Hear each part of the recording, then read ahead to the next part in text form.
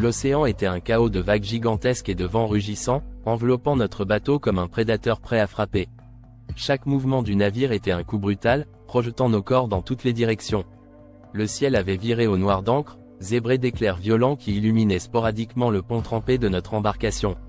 Nous étions 4, à bord de ce petit bateau de plaisance, maintenant transformé en cercueil flottant par la tempête dévastatrice. La pluie s'abattait sur nous comme des aiguilles, et le bruit du tonnerre masquait nos cris.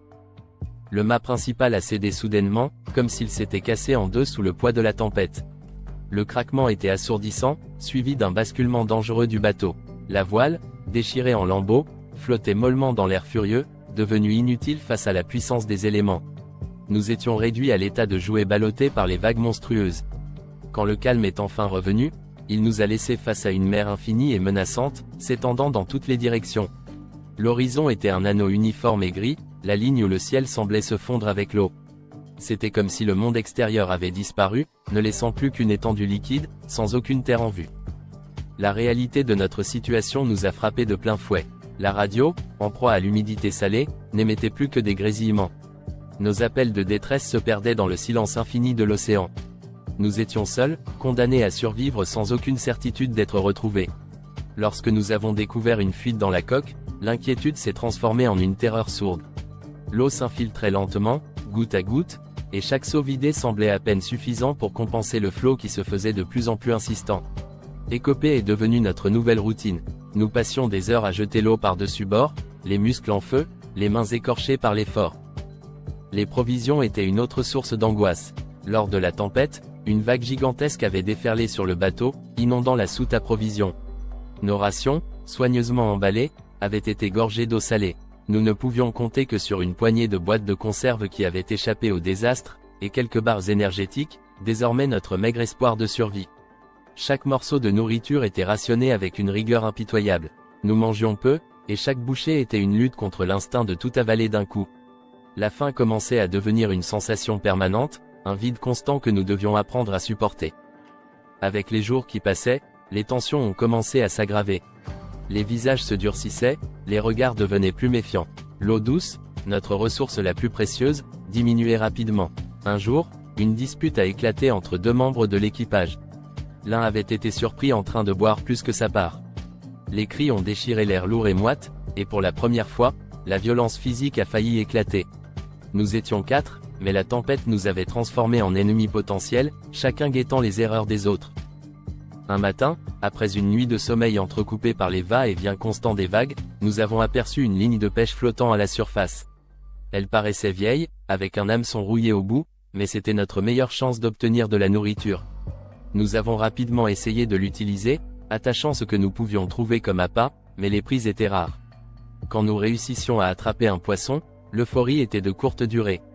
Les premières tentatives pour le préparer étaient maladroites, et la chair salée ne faisait qu'accentuer notre soif. Les jours devenaient de plus en plus longs, et le soleil se montrait impitoyable.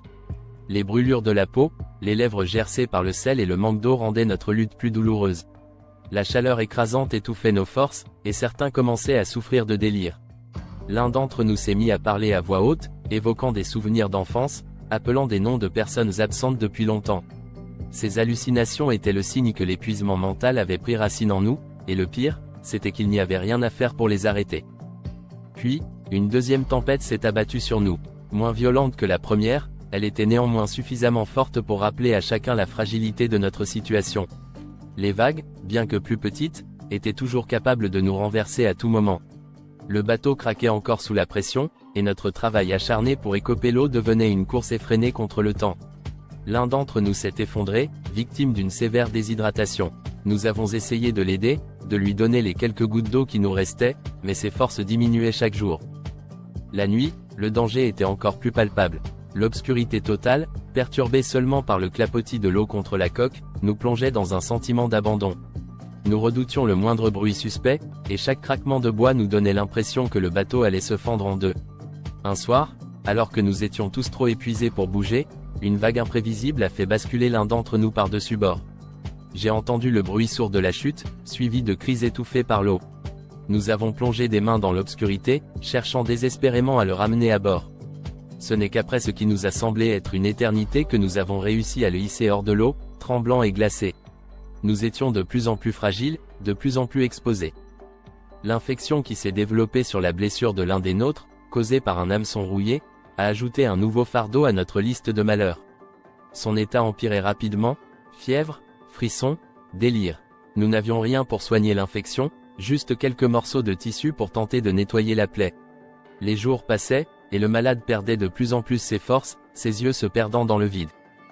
Un matin, alors que nous n'avions plus d'eau et que la soif rendait nos langues sèches comme du papier, un miracle est survenu, la pluie. Nous avons ramassé ce que nous pouvions, tendant les mains vers le ciel comme des mendiants assoiffés, recueillant chaque goutte dans les seaux, dans nos bouches, sur nos visages. C'était un sursis, une bénédiction inattendue qui nous a donné la force de tenir un peu plus longtemps.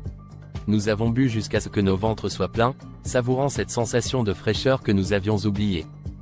Mais ce sursis n'a pas suffi à nous sauver. Les réserves d'eau se sont vite épuisées, et notre situation est redevenue critique.